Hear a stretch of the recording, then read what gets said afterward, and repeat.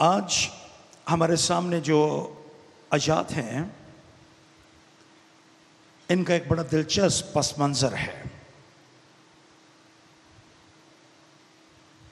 ये आयात इससे पहले भी मैंने एक दफ़ा ज़बूर नंबर 126 की तफसीर करते हुए इस पस मंज़र को आपके सामने बयान किया था। इस मतन का पस मंज़र ये है कि शाह आराम और शाह इस्राइल के दरमियान जंग जारी थी और इस जंग में शाह आराम का पलड़ा भारी था। आराम हम आज के मुल्क शाम को पुराने अहदनामे में आराम कहकर मुखातिब करते हैं। सो जब मैं लफ्ज़ शाह आराम बोल रहा हूँ तो आपको समझ जाना चाहिए कि मैं मुल्क शाम की बात कर रहा हूँ। सीरिया भी जिसको कहते हैं, सूरिया भी जिसको अरबी में कहते हैं। शाम का बादशाह या आराम का बादशाह इसराइल यानी बनी इसराइल की शिमाली सल्तनत के साथ जंग कर रहा था। सामरिया इसका कैपिटल या दारुल हुकूमत था शाह इस्राइल का। शाह आराम की फौजों ने सामरिया का मुहासरा कर लिया। आप जो मेरी उम्र के लोग हैं वो पुराने ज़माने की जंगों की कहानियों से वाकिफ़ हैं और हम जानते हैं कि मुहासरा किसको कहते हैं।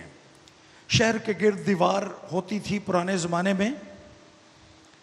दुश्मन जब उस पर हमलावर होता तो वो उसमें दाखिल ना हो पाता, तो वो शहर के गिरदा गिर्द अपनी फौजों को जमा कर लेते थे और फिर कोशिश करते थे कि दीवार को कहीं से गिराकर शहर के अंदर दाखिल हों। सो शाह आराम ने सामरिया का मुहासरा कर लिया। शहर के दरवाजे बंद कर दिए गए और शहर के अंदर और बाहर आमदोरफ्त मुकम्मल तौर पर ख़त्म कर दी गई, जिसके नतीजे में शहर के अंदर कहत की सूरत हाल पैदा हो गई। शहर के अंदर चूंकि बाहर से कोई चीज़ खाने पीने का सामान अंदर नहीं जा सकता था, इसलिए सामरिया के शहर के अंदर कहत की सूरत हाल पैदा हो गई। और यह कहत इस कदर बड़ा था कि अगर आप छठे बाब की 25वीं आयत को पढ़ें तो वहां पर लिखा है, और सामरिया में बड़ा काल था और वो उसे घेरे रहे, यानी आराम की फौजें, यहां तक कि गधे का सर चांदी के 80 सिक्कों में और कबूतर की बीट का 1/4 पैमाना चांदी के 5 सिक्कों में बिकने लगा। ये इंतहा थी कि ये चीजें जिनको मामूली समझा जाता है, जिन पर कभी किसी ने तवज्जो नहीं दी, जिनको कूड़े किरकट में शुमार किया जाता था, जिसको गंदगी में शुमार किया जाता था, वो भी इतनी कीमती बेशकीमत बन गई। मैं किसी ज़माने में दूसरी जंग अज़ीम के हालात पढ़ रहा था। उस ज़माने में जब पूरी दुनिया में जंग हो रही थी, कई एक मुल्कों में लोग पैसे लेकर अपने हाथों में नोटों की गड्डियां पकड़कर हजारों रुपए लेकर दुकानों पर जाते थे, लेकिन उनको डबल रोटी का एक टुकड़ा भी नहीं मिलता था। यह अफराते ज़र की कैफियत थी। रुपया तो है लोगों के पास, लेकिन खाने पीने की अशिया नहीं है। खाने पीने की अशिया कमयाब और नायाब हो चुकी हैं। इसलिए गधे का सर चांदी के 80 सिक्कों में और कबूतर की बीट का चौथाई हिस्सा चांदी के 5 सिक्कों में बिकने लगा। आप अंदाजा कीजिए कि खाने पीने की अशिया की किल्लत कितनी वाज़े यहां पर नजर आती है और आपको कहत की इंतहा मालूम होती है। ऐसे दौर में जब शहर को दुश्मन की फौज ने उसका मुहासरा कर रखा है, शहर के अंदर लोग मर रहे हैं, कहत की वजह से, खाने पीने की अशिया की वजह से लोग मर रहे थे, ऐसे हालात में खुदा अलीशा नबी को एक पैगाम देता है और पैगाम यह है कि कल ये कहत खत्म हो जाएगा। कल लोग अफराद के साथ खाना हासिल करेंगे। 7वें बाब की पहली आयत आपके सामने पढ़ी गई। यहां पर लिखा है, तब एलीशा ने कहा, तुम खुदावंद की बात सुनो। खुदावंद यूं फरमाता है कि कल इसी वक्त के करीब सामरिया के फाटक पर एक मिसकाल में 1 पैमाना मैदा और 1 ही मिसकाल में 2 पैमाने जौ बिकेगा। यह खुदावंद का पैगाम था जो खुदा ने एलीशा नबी की मार्फत इस्राएल को दिया। लेकिन उस वक्त जब एलीशा बादशाह के दरबार में यह पैगाम सुना रहा था, एक सरदार खड़ा हुआ और उसने कहा, और यह सरदार बादशाह के लिए बड़ा अहम था। बादशाह इस पर तकिया किया करता था, जिसके हाथ पर बादशाह तकिया करता था। मर्द खुदा को इसने जवाब दिया कि देख, अगर खुदावंद आसमान की खिड़कियां भी लगा दे तो भी क्या यह बात हो सकती है। यह सरदार एलीशा नबी को यह जवाब देता है कि जो बात तू कर रहा है कि कल सामरिया के फाटक पर 1 मिसकाल में 1 पैमाना मैदा और 1 मिसकाल में 2 पैमाने जौ बिकेगा, यह हो नहीं सकता। इट्स इम्पॉसिबल, यह नामुमकिन है। अगर खुदा आसमान में खिड़कियां लगा दे तो भी यह काम नहीं हो सकता। एलीशा ने उससे कहा, तू अपनी आंखों से देखेगा पर उसमें से खाने ना पाएगा। ये उस सरदार को जवाब था। अब ये कैफियत थी शहर के अंदर। खुदा ने पैगाम भी दिया एलीशा की मार्फत, लेकिन अभी तक शहर के अंदर कहत है। लेकिन उस शाम एक अजीब काम होने वाला था। वहां पर कुछ हमें लोग नजर आते हैं जिनके बारे में मैं थोड़ी देर के बाद तफसील बयान करूंगा। ये एक पैगाम लेकर अगले दिन शहर में दाखिल होते हैं। इनके पास जिंदगी का पैगाम है, इनके पास उम्मीद का पैगाम था, और ये वो पैगाम लेकर शहर के अंदर दाखिल होते हैं। शहर के अंदर कहत है, बेचैनी है, नाउमीदी है, काल है, लोग भूख से मर रहे हैं। लेकिन इन पैगाम रिसानों के पास 4 लोग हैं। इनके पास जिंदगी और उम्मीद और खाने का पैगाम है, और ये वो पैगाम लेकर शहर के अंदर दाखिल होते हैं। सारा शहर भूख से तड़प रहा है, लेकिन इन 4 लोगों के पेट भरे हैं और ये जिंदगी और उम्मीद का पैगाम लेकर शहर में दाखिल होते हैं। अगर आप गौर करेंगे तो ये तस्वीर हमारी दुनिया की तस्वीर है, जब कुछ लोगों के पास एक ऐसी दुनिया में रहते हुए जहां पर लोग खुदा से दूर और जहन्नम और आग की राह पर चल रहे हैं, इन लोगों के पास जिंदगी और उम्मीद का पैगाम है। और ये पैगाम जिसमें उम्मीद मौजूद है, एक ऐसी दुनिया के लिए जो तारीकी की रास्ते पर चल रही है, ये रोशनी और उम्मीद का पैगाम है। और मैं आज इसी कॉन्टेक्स्ट में, इसी साक़ो सुबाक में चंद एक बातें इस मतन में से आपके साथ करना चाहता हूँ। यहाँ पर लिखा है कि उस जगह पर फाटक के बाहर 4 कोढ़ी रहते थे। ये 4 कोढ़ी जिनको शहर से निकाल दिया गया था, ये शहर के फाटक पर बसते हैं और ये भी भूख से मर रहे हैं। इनके पास भी खाने के लिए कुछ भी नहीं है, इनके पास खुराक का एक लुकमा भी नहीं है। ये आपस में बातचीत कर रहे हैं कि यहाँ अगर हम रहेंगे तो भी मर जाएंगे, अगर शहर के अंदर जाएं फिर भी मर जाएंगे, और अगर हम अरामियों के पास जाएं, अगर वो हमें खाने के लिए कुछ दे दें, जीता छोड़ दें, तो हम बच जाएंगे, वरना तलवार से वो हमें मार देंगे एक ही मर्तबा, और ये बेहतर है भूख से मरने के। सो ये लोग, ये 4 कोढ़ी जो भूख से परेशान हैं, भूख से मर रहे हैं, ये अरामियों की लश्करगाह की जानब जाते हैं। जब ये अरामियों की लश्करगाह पे पहुंचते हैं तो ये हैरान रह जाते हैं। ये शाम का वक्त था, रात का अंधेरा फैल रहा था, और ये छुपते छुपाते चारों लोग अरामियों की लश्करगाह में पहुंच जाते हैं।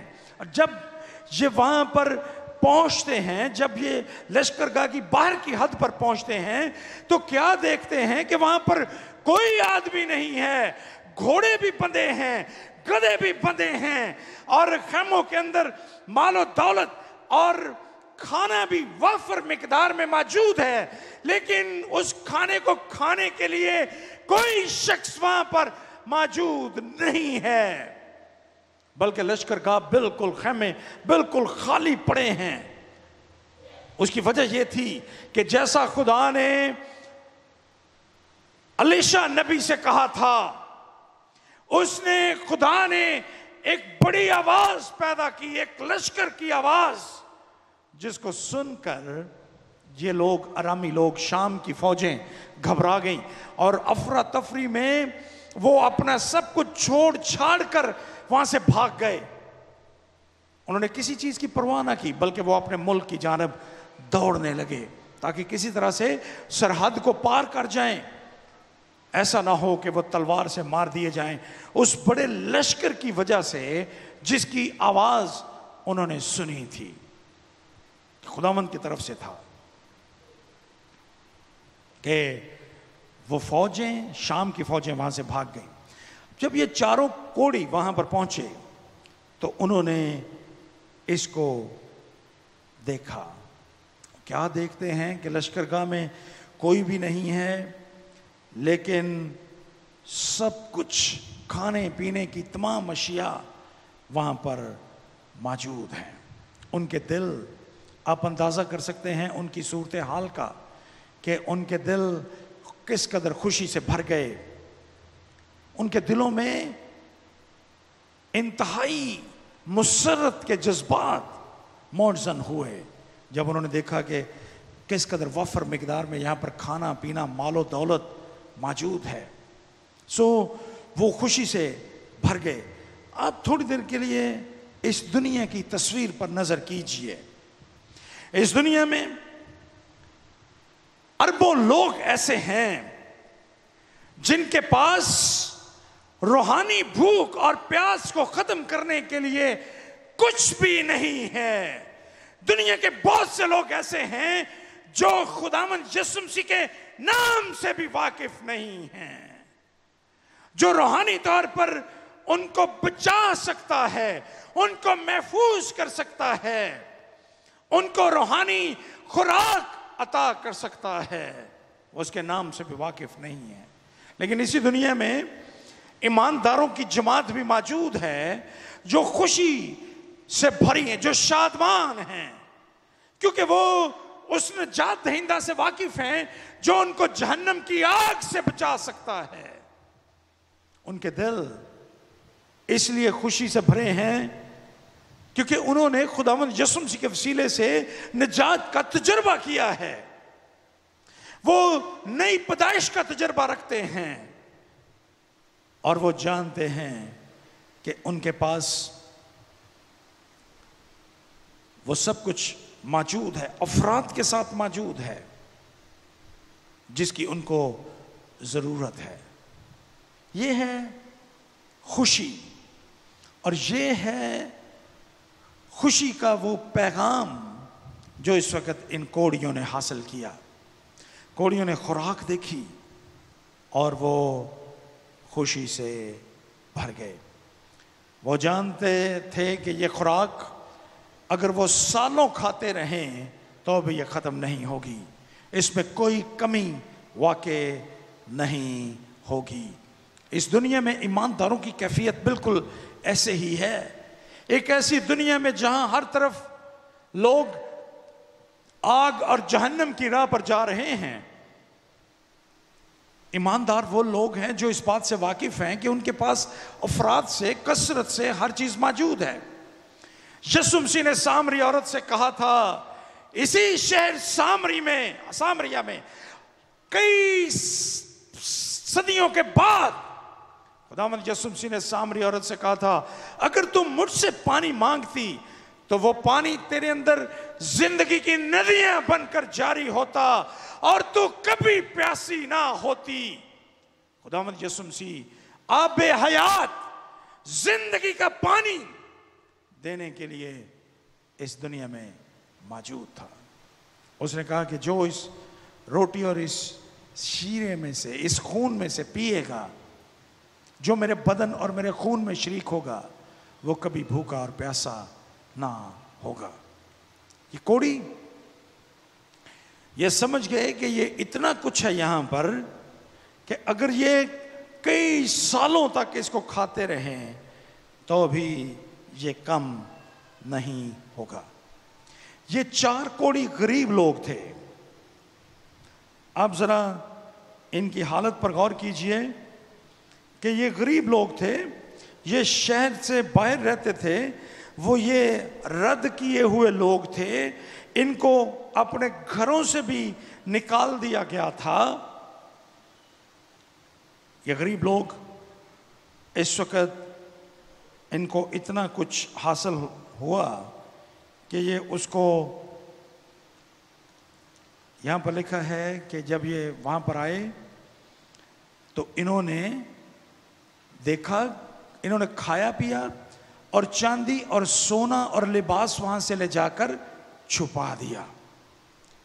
इनके पास कसीर तादाद में दौलत मौजूद हुई।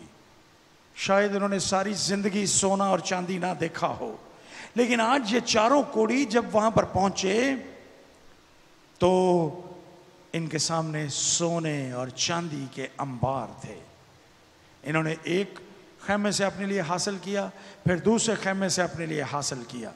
सो आज ये 4 कोड़ी जो दुनिया के रद्द किए हुए लोग थे, जिनको मुआशरे और उनके खानदानों ने रद्द कर दिया था, ये गरीब लोग आज दुनिया के दौलतमंद तरीन अशखास बन चुके थे। ये 4 लोग, इनको आज हर एक चीज हासिल हो चुकी थी। अगर आप इफिसुस की कलीसिया के नाम मुकद्दस पौलुस रसूल का खत, उसका 1 बाब और उसकी 3री आयत को पढ़ें तो खुदावंद यीशु मसीह ने हम ईमान लाने वालों के लिए भी ऐसा ही किया है। खुदावंद यीशु मसीह की बदौलत खुदा ने हमें आसमानी मकामों में हर तरह की बरकत बख्शी है। मेरा और आपका आसमानी बाप सारी कायनात का मालिक है। सो वो कहता है सोना और चांदी मेरा है, और दुनिया में मौजूद हर एक बख्शिश, हर एक अच्छी चीज नूरों के बाप की तरफ से हमें मिलती है।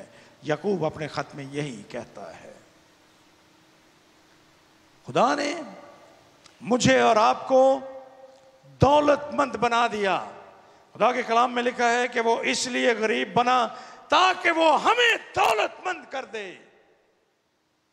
उसने हम गरीब, नादार और मुफलिस लोगों को चुना और उनको ईमान की दौलत बख्शकर आसमानी बरकतों से माला माल कर दिया और उसने वो सब कुछ हमें अता किया जो दुनिया के दौलतमंद तरीन अशखास के पास भी नहीं है, उन लोगों के पास भी नहीं है जिनकी तस्वीरें अरबपति होने की वजह से दुनिया के नामवर मैगजीन्स पर छपती हैं। उनके पास भी वो दौलत मौजूद नहीं है जो मेरे और आपके पास है। ईमान की दौलत और खुदा की फर्जंदियत होने की दौलत, उनके पास भी ये दौलत मौजूद नहीं है। खुदा ने मुझे और आपको मुफलसी की हालत में चुना और ईमान की दौलत देकर माला माल कर दिया। ये 4 कोड़ी उस दिन शाम तक दुनिया के इंतहाई गरीब, मुफलिस और नादार लोग तस्वर किए जाते थे, लेकिन उस शाम जब वो आराम की लश्करगाह में पहुंचे, ये दुनिया के दौलतमंद तरीन शख्स बन गए। जब तक कोई शख्स यीशु को कबूल नहीं करता, उसके पास चाहे खरबों डॉलर्स मौजूद हों, चाहे वो दुनिया की बेशकीमत जमीन और प्रॉपर्टी का मालिक हो, लेकिन इसके बावजूद वो कुछ भी नहीं है। यीशु ने ऐसा ही कहा था जब वो तमसील सुना रहे थे उस शख्स की जिसने दुनिया जहान की दौलत जमा की। उसने कहा कि मेरे अनाक गोदाम भरे हैं, और उसने अपने आप से कहा खा पी और ऐश कर, लेकिन खुदावंद ने कहा कि आज ही रात तुझसे तेरी जान तलब कर ली जाएगी। ये दुनिया की दौलत, दुनिया के जो मालो जर है, हमारे किसी काम का नहीं है अगर हमारी जिंदगी ना रहे। लेकिन खुदावंद यीशु मसीह ना सिर्फ हमें आसमानी मुकामों पर हर तरह की बरकत और दौलत अता करता है, बल्कि इसके साथ ही इस दौलत को जो आसमानी मुकामों पर हमें हासिल है, इसको एंजॉय करने के लिए वो हमें हमेशा की जिंदगी भी दे देता है। और फिर इस दौलत और इन बरकतों को से लुत्फ अंदोज होने के लिए मौत भी हमारी रास्ते में रुकावट नहीं बन सकती। इस दुनिया की दौलत को एंजॉय करने के लिए आपको जिंदगी की जरूरत है, जिसकी कोई जमानत आपके पास नहीं है। लेकिन वो बरकतें जो यीशु देता है, उसके साथ ही वो जिंदगी भी देता है। गौर कीजिएगा जरा इस बात पे। आपके पास दौलत के अंबार हों लेकिन जिंदगी ना हो तो ये दौलत किस काम की? किसी काम की नहीं है। लेकिन इसी बात को मद्देनजर रखते हुए मैं आज आपको ये पैगाम दे रहा हूं कि जब यीशु आपको माल और दौलत देता है, जब यीशु आपको दौलत बख्शता है, जब यीशु आपको ईमान की दौलत और आसमानी बरकतों से फैज़याब होने का मौका देता है, तो वो मौत को भी आपसे दूर कर देता है और फिर वो आपको हमेशा की जिंदगी देता है। कलाम में मुकाशवा की किताब में लिखा है कि जो यीशु मसीह पर ईमान लाते हैं उन पर दूसरी मौत का कोई इख्तियार नहीं है। वो हमेशा जिंदा रहेंगे और उन बरकतों से लुत्फानंदोज होते रहेंगे जो खुदा ने बख्शी हैं। दुनिया के गरीब तरीन लोग, दुनिया के मुफलिस और नादार लोग, समझे जाने वाले लोग, ये चारों कोड़ी उस शाम दौलतमंद बन चुके थे।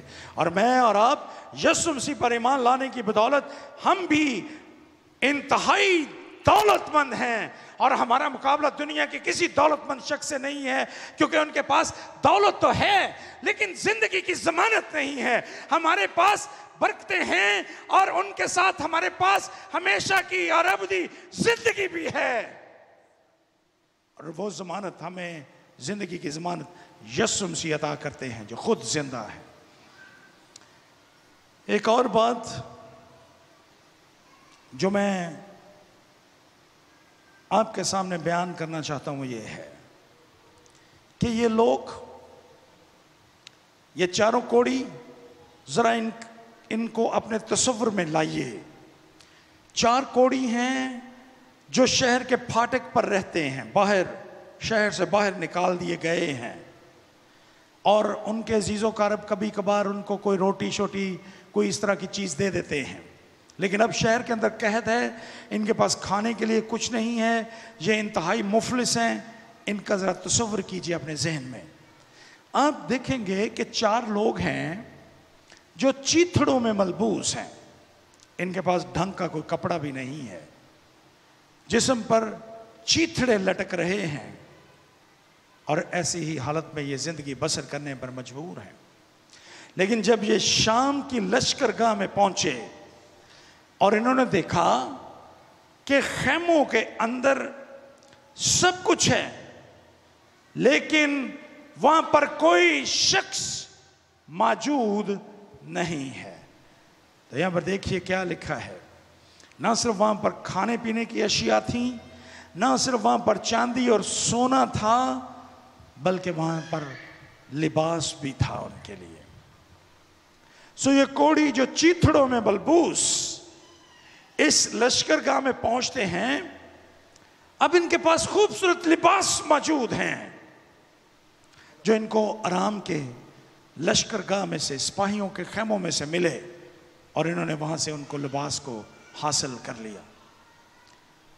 इनके चीथड़े खूबसूरत लिबास में तब्दील हो गए।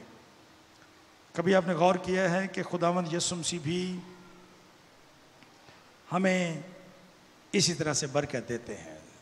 यूसुफ नबी का सहीफा उसका 61वां बाब, जिसको खुदावंद यीशु मसीह ने बाद में कोट भी किया जब वो अपने शहर के इबादत खाने में उनको बाइबल पढ़ने के लिए, पुराना अहदनामा पढ़ने के लिए दिया गया। यूसुफ नबी का सहीफा 61वां बाब, खुदावंद हमें नई खिलत, नया लिबास फराहम करता है। मुकाशवा की किताब उसका 19वां बाब और उसकी 8वीं आयत को पढ़िए। हर एक शख्स जो खुदा की बादशाहत में दाखिल होगा, हर एक ईमानदार जो ईमान की हालत में इस दुनिया से कूच करेगा, मुकाशवा की किताब यह बयान करती है कि उनमें से हर एक को नया लिबास दिया जाएगा। खुदा हमें नया लिबास फराहम करेगा और हमारे जिस्म के चीथड़ों को नए लिबास से तब्दील कर दिया गया है। खुदा ने हमें नई खिलत बख्शी है।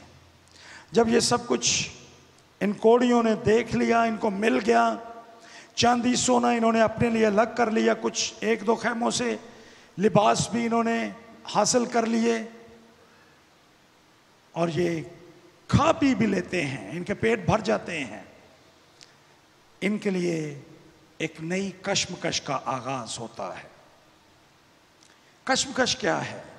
आइए इस पर गौर करेंगे। कश्मकश क्या है?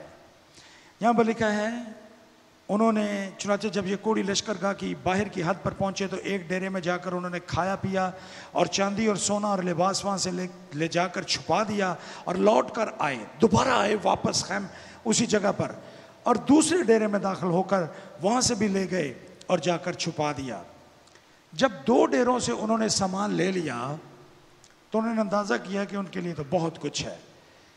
9वीं आयत में लिखा है, उनके अंदर कश्मकश पैदा हुई। 9वीं आयत में, फिर वो एक दूसरे से कहने लगे, हम अच्छा नहीं करते, आज का दिन खुशखबरी का दिन है और हम खामोश हैं। अगर हम सुबह की रोशनी तक ठहरे रहें तो सजा पाएंगे। बस आओ हम जाकर बादशाह के घराने को खबर दें। उनके अंदर कश्मकश पैदा हुई। उन्होंने सोचा कि हम अच्छा नहीं कर रहे, हम ये सब कुछ अच्छा नहीं कर रहे, जो कुछ हम कर रहे हैं ये दुरुस्त नहीं है। आज खुशखबरी का दिन है। और वो एक दूसरे के साथ दलील देते हैं। अब उनके पास दलील क्या है? उन्होंने कहा कि आज खुशखबरी का दिन है और हम खामोश हैं। आज खुशखबरी का दिन है और हम खामोश हैं। उन्होंने ये फैसला किया कि हम खुशी की इस बड़ी खबर को, इस खुराक को, इस सोने चांदी को, इस लिबास को, इन घोड़ों को और इन गधों को, इन खेमों को, इनके बारे में खुशखबरी के इस पैगाम को हम अपने तक महदूद नहीं करेंगे, बल्कि वो ये चाहते हैं कि हम खुशी के इस पैगाम को दूसरों तक पहुंचाएं, हम दूसरों को इस खुशी की खबर में शामिल करें। वो अंदाजा करते हैं कि शहर के लोग भूख से मर रहे हैं, यहाँ पर खुराक के अंबार लगे हैं, लोगों के पास खाने पीने के लिए कुछ नहीं है, और यहाँ पर दुनिया जहान की नेमतें पड़ी हैं, और ये थोड़े फासले पर हैं शहर से, शायद चंद किलोमीटर के फासले पर ये सारी बरकतें मौजूद हैं, लेकिन शहर के लोगों को इसके बारे में कोई पता नहीं है। सो वो आपस में फैसला करते हैं कि आओ हम जाकर उनको बताएं, हम उनको इस खुशखबरी में शरीक करें। सो ये जाते हैं, चारों कोड़ी ये फैसला कर लेते हैं कि हम शहर में जाएंगे और जाकर बताएंगे। ये चारों कोड़ी वापस जाते हैं और जाकर शहर के लोगों को बताते हैं कि हमने ये सब कुछ देखा है। जब वो ये फैसला कर लेते हैं तो वो शहर की जानिब बढ़ते हैं। ना सिर्फ वो इसके बारे में सोचते हैं, ना सिर्फ ये कि वो इसके बारे में फैसला करते हैं, बल्कि वो इस फैसले पर अमल करने के लिए भी तैयार हो जाते हैं और वो शहर की जानिब रवाना होते हैं और जाकर वहाँ पर लोगों को बताते हैं कि खुदा ने उनके लिए क्या बड़ा इंतज़ाम किया है। अब थोड़ी देर के लिए अपनी हालत पर गौर कीजिए। खुदा ने मुझे और आपको चुना, खुदा ने हमें ईमान की दौलत से माला माल किया, खुदा ने हमें जहन्नम की आग से महफूज किया, खुदा ने हमें हमेशा की ज़िंदगी का पैगाम दिया, खुदा ने हमें आसमानी बरकतें बख्शी, खुदा ने हमें आसमान पर नई खिल्लत का वादा हमसे किया, और हम इस पैगाम को महज अपने तक महदूद किए हुए बैठे हैं। क्या कभी हमने गौर किया कि हमारे इर्द गिर्द एक दुनिया है, अरबों लोग मौजूद हैं जो अभी तक इस खुशी के पैगाम से खाली हैं। वो रूहानी तौर पर कहत हाली और काल का शिकार हैं। उनके पास ना तो रूहानी खुराक है, ना आसमानी बरकतें हैं, ना उनके पास जिंदगी का पैगाम है, उनके पास कुछ भी नहीं है। उनके पास इस दुनिया की दौलत तो है, लेकिन उसके साथ वो आसमान की बरकतों को खरीद नहीं सकते। ये पैगाम मैंने और आपने उन तक पहुंचाना है। इन कोड़ियों ने फैसला किया कि हम जाएंगे और जाकर ये पैगाम हम उन शहर के लोगों को देंगे। कभी आपके दिल में ये ख्याल पैदा हुआ कि खुदा ने हमें एक खुशखबरी का ये पैगाम हमारे दिल में रखा है, हमारे दिल अगर निजात की रागनी से मामूर हैं, तो फिर हम दूसरों को इस खुशखबरी में शरीक करने के लिए क्यों तैयार नहीं होते? हम क्यों नहीं जाते ताकि हम खुशी का ये पैगाम उन लोगों तक पहुंचाने के लिए भी तैयार हों। खुशी का ये पैगाम सुनाने के लिए उनको जुर्रत की जरूरत थी ताकि वो जाएं और जाकर ये पैगाम सुनाएं। उसकी वजह क्या थी कि ये कोड़ी रद्द किए हुए लोग थे। इनको मुआशरे ने रद्द किया था, शहर से बाहर निकाल दिया था, और अब शहर में जाने के लिए, पैगाम सुनाने के लिए उनके अंदर हौसले की ज़रूरत होना ज़रूरी थी ताकि ये जाएं, लोगों की नफ़रत के बावजूद ये जाकर पैगाम, मसीह का पैगाम सुनाएं, ये खुशखबरी का पैगाम सुनाएं जो इन्होंने हासिल किया है। मेरे और आपके लिए इसमें कितना बड़ा पैगाम मौजूद है। दुनिया के लोग चाहे हमसे नफ़रत करें, चाहे हमें रद्द करें, लेकिन इसके बावजूद ये पैगाम दुनिया तक पहुंचाना बहुत ज़रूरी है कि ये पैगाम दुनिया तक पहुंचे। न सिर्फ इसके लिए कर्ज की ज़रूरत है, हौसले की ज़रूरत है, बल्कि इसके लिए तरस की ज़रूरत भी है। ये कोड़ी, इनके दिल उन लोगों के लिए जो शहर में कहत का शिकार थे, तरस से भरे थे। हालांकि ये लोग, इनकी हालत जैसा मैं पहले बयान कर रहा था, उसमें मैं कुछ एडअप करना चाहता हूं।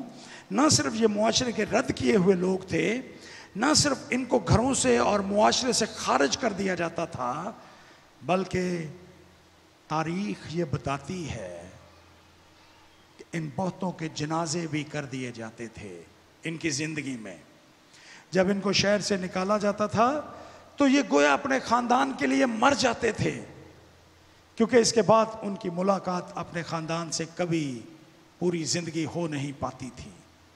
ये निकाल दिए जाते थे हमेशा हमेशा के लिए। और बाज़ खानदान अपने अजीज़ों के जो कोड़ का शिकार हो जाते थे, उनके जनाजे भी कर देते थे, गोया वो उनके लिए मर चुके होते थे।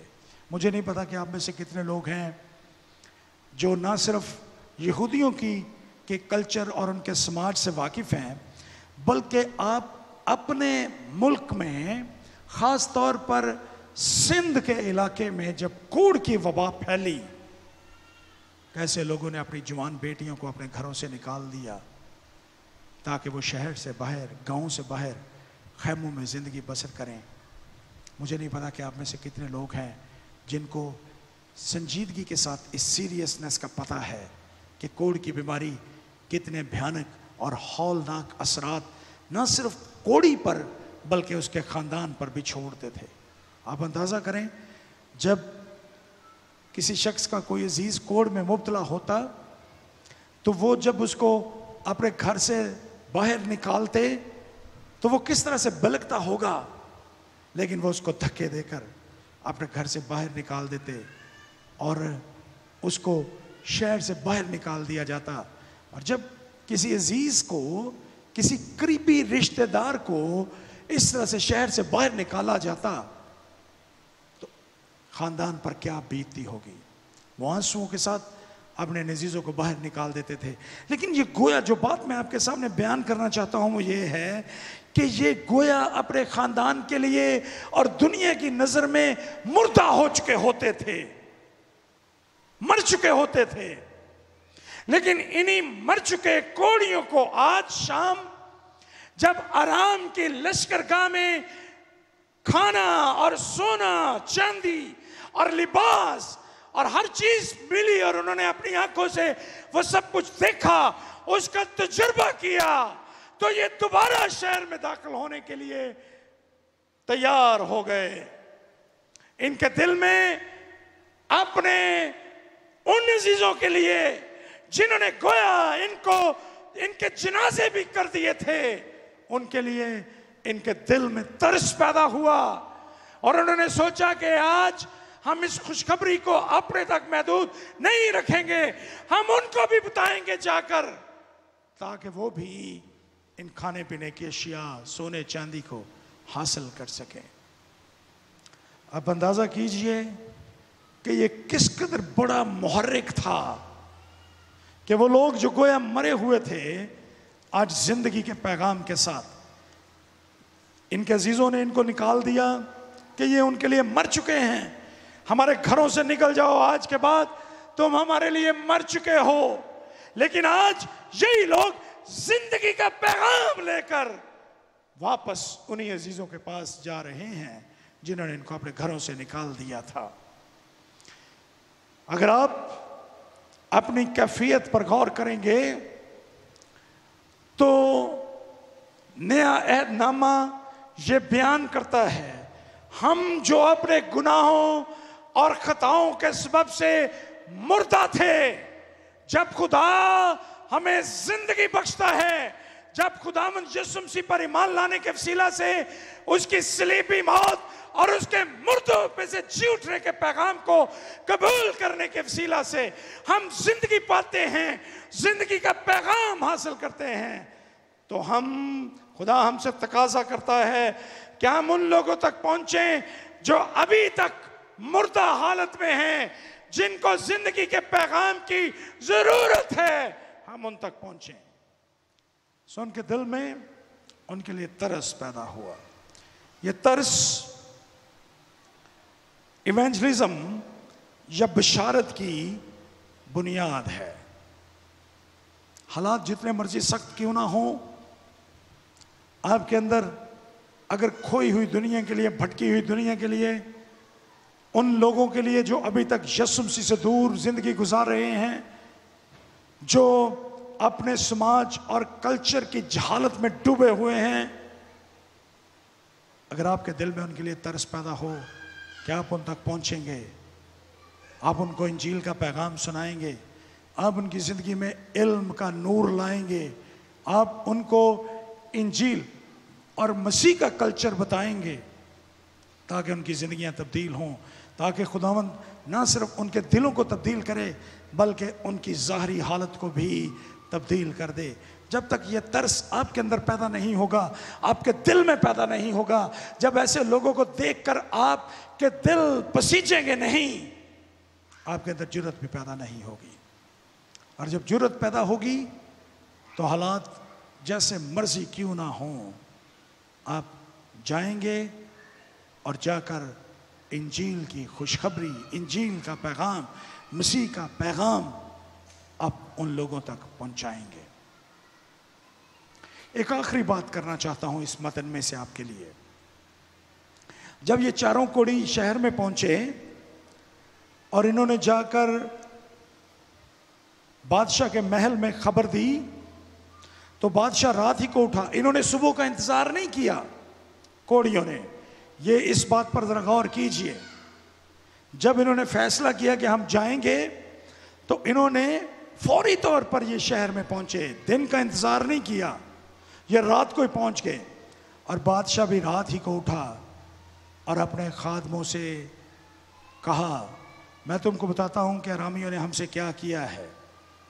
वो खूब जानते हैं कि हम भूखे हैं, सुबह मैदान में छुपने के लिए शहरगाह लश्करगाह से निकल गए हैं और सोचा है कि जब हम शहर से निकलें तो वो हमको जीता पकड़ लें और शहर में दाखिल हो जाएं।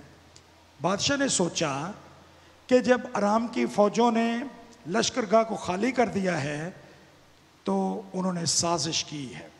वो फौरी तौर पर इन कोढ़ियों की बात पर ईमान नहीं लाए। जब आप यीशु का पैगाम दुनिया तक लेकर जाएंगे तो दुनिया के लोग आपकी बातों पर फौरन यकीन नहीं करेंगे। लेकिन फिर क्या हुआ, उन्होंने चंद लोगों को मुकर्रर किया, वो 5 घोड़े लेकर लश्करगाह में गए। उन्होंने देखा कुछ भी नहीं है, आगे बढ़ते गए। दरियाए यरदन तक उन्होंने देखा कि अरामियों के कपड़े और चीज़ें बिखरी हैं, जूते बिखरे हैं। यूं लगता था कि वो बड़ी बेचैनी की हालत में, अफरा तफरी की हालत में वहाँ से भागे हैं। इसलिए दरियाए यरदन के किनारे तक जूते कपड़े बिखरे थे। और उसके बाद वो उनकी बातों पर यकीन ले आए। आप अंदाज़ा करें, खुदावंद यीशु मसीह ईद फसह के दिन गिरफ्तार हुए और बिल्कुल उसी दिन, अगले दिन उनको मसलूब कर दिया गया। जब उनको मसलूब किया गया तो पूरे शहर यरूशलेम ने उनको अपनी आंखों से सलीब पर लटके हुए देखा। जब यीशु मसीह सलीब उठाकर अपने कंधे पर यरूशलेम की गलियों से गुजर रहे थे, लोगों ने उनको देखा, अपनी आंखों से सलीब पर लटके हुए देखा, हैकल का पर्दा चाक होते हुए देखा। लेकिन इसके बावजूद वो ईमान नहीं लाए। लेकिन जब यीशु मसीह के आसमान पर जाने के बाद 10 दिन के बाद खुदाए पाक रूह नाजिल हुआ और मुकद्दस पतरस ने एक ही तकरीर की, तो इसके नतीजे में 3000 लोग एक ही वक्त में, एक ही दिन में यीशु पर ईमान ले आए। अब यीशु उनकी आंखों के सामने नहीं थे, अगरचे उन्होंने पहले देखा था, लेकिन उस वक्त ईमान नहीं लाए थे। लेकिन अब मुकद्दस पतरस का पैगाम सुनने के बाद एक ही दिन में, एक ही वक्त में 3000 लोग यीशु पर ईमान ले आए। आप खुदा के मसीह के एलची हैं। आपके सुपुर्द एक ही खिदमत है कि आप यीशु के गवाह बने। मेरा और आपका काम यह है कि हम इंजील का पैगाम सुनाएं। उसके नतीजे में कौन लोग आपकी बातों का यकीन करते हैं, नतीजा और अंजाम क्या होता है, वो मेरा और आपका काम नहीं है। हमारा काम सिर्फ इंजील की मुनादी करना है। कितने लोग यीशु को कबूल करेंगे, कितनी रूहों को आप जीतेंगे, ये आपका काम नहीं है, यह खुदा के पाक रूह का काम है। और कई मर्तबा आपको पता भी नहीं होता, लेकिन लोग आपकी खिदमत की वजह से मसीह को कबूल कर लेते हैं। दुनिया में हजारों लाखों कहानियां हैं, टेस्टमनीज हैं, जब बच्चों ने संडे स्कूल में मसीह को कबूल किया अपने उस्तादों की बदौलत। और उस्तादों को पता भी नहीं था। जब कई बरस गुजर गए तो उन बच्चों ने अपने उन टीचर्स के बारे में बयान किया कि किस तरह से उनकी ज़िंदगी उनके वसीले से, उनकी खिदमत के वसीला से तब्दील हुई है। मैं अपनी पासबानी खिदमत में बहुत से लोगों को, बड़े बड़े पासबानों और बिशप साहबान को भी, और बड़े बड़े लोग पासबान जो इस वक्त आला तरीन ओहदों और कलीसियों में फाइज हैं, उनकी गवाहियों को सुना है। किस तरह से कई बरस पहले संडे स्कूल में, संडे स्कूल की टीचर से पैगाम सुनने के बाद उन्होंने यीशु को कबूल किया। आपकी जिंदगी, आपका पैगाम, आपकी गवाही किस शख्स पर कैसे असरअंदाज होगी, आप उसके बारे में नहीं जानते। मुझे बहुत मर्तबा लोग मिलते हैं, कॉल्स करते हैं, जो अब उनमें से कई एक अब बड़ी आला हैसियतों पर मुख्तलिफ खिदमात में भी फाइज हैं। वो बताते हैं कि फ़लाँ वक्त पे आपने फ़लाँ जगह पर ये पैगाम दिया और इस पैगाम ने हमारे दिल पर असर किया और हमने यीशु को कबूल किया। और मैं ज़ाती तौर पर हैरान रह जाता हूँ उन लोगों की गवाही को सुनकर। हमें पता भी नहीं होता, लेकिन ऑडियंस में से खुदा किसी को तब्दील कर रहा होता है आपकी बातों के वसीला से। उसके दिल पर आपकी बातों का असर हो रहा होता है। पैगाम सुनाना मेरा और आपका काम है, गवाही देना मेरा और आपका काम है, क्योंकि हम यीशु के गवाह हैं, हम यीशु के एलची हैं। तब्दील करना, रूहों को जीतना, ये खुदा का काम है। जब 2005 में और 7 में और 2012 में हमने सिंध में अपनी खिदमत का आगाज़ किया, मुझे कुछ पता नहीं था कि इसका नतीजा क्या निकलेगा। लेकिन आज वहाँ पर हिंदुओं की 4 बस्तियों या गोठों में कलीसियाएं कायम हो चुकी हैं।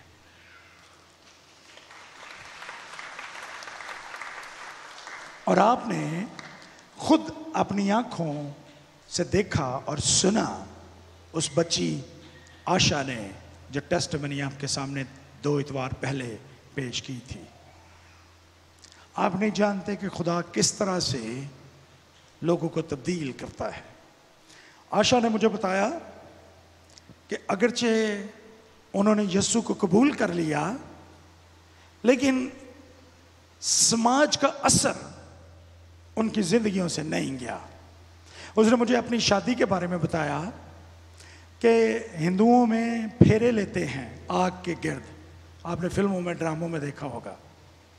दूल्हा और दुल्हन, उनके पल्लू बांध दिए जाते हैं और वो आग के गिर्द फेरे लेते हैं।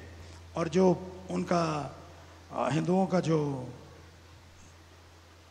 पुजारी होता है, बड़ा पुजारी, प्रीस्ट, वो पता नहीं क्या पढ़ता रहता है जब वो चक्कर लगाते हैं। तो उसने मुझे बताया कि जब उनका निकाह हुआ, आशा का अपने खामंद जो उस वक्त रामचंद था, उसके साथ जब उसका निकाह हुआ तो फेरे उन्होंने भी लिए, लेकिन दरमियान में आग नहीं थी, बल्कि एक स्लीब रखी गई थी और उन्होंने सलीब के गिरदा गिर्द फेरे लिए।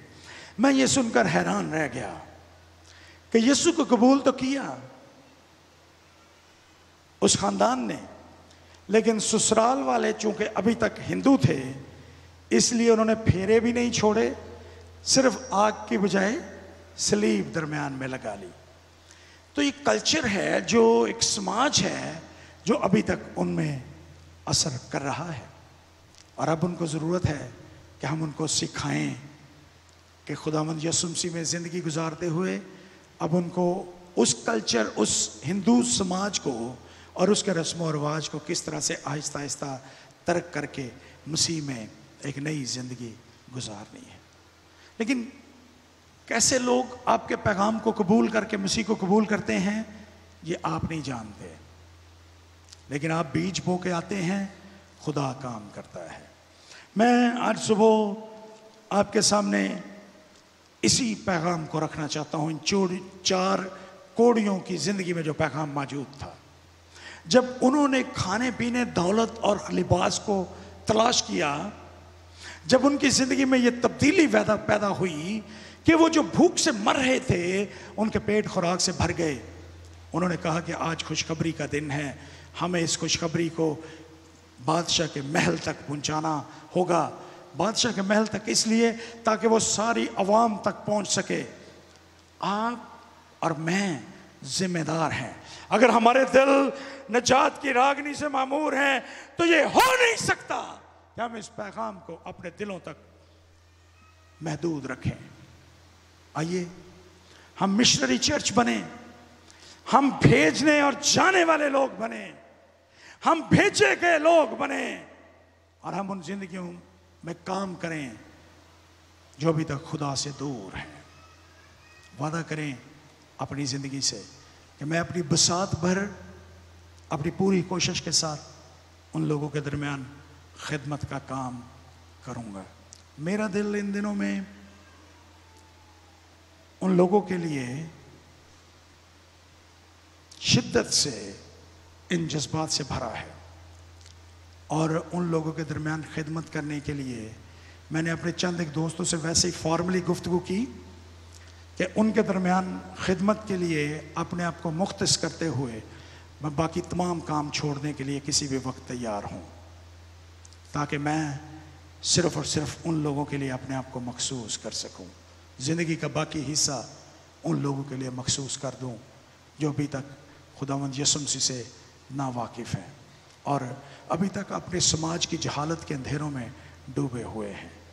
आइए हम ये वादा करें कि हम बतौर चर्च भेजने वाले और भेजे गए लोग बनेंगे और हम जहाँ खुद आराम व ऐश की ज़िंदगी गुजार रहे हैं, हम बरकतों से लुत्फ़ अंदोज़ हो रहे हैं, हम उन लोगों के बारे में भी सोचें जिनको इन चीज़ों की ज़रूरत है, जो यीशु मसीह से महरूम हैं, जो ज़िंदगी के पानी से महरूम हैं, जो यीशु के बदन और खून से महरूम हैं, जो उसके मुर्दों में से जी उठने की बरकत से महरूम हैं। आइए हम ये वादा करें, अपने सर को झुकाएं और दुआ करें।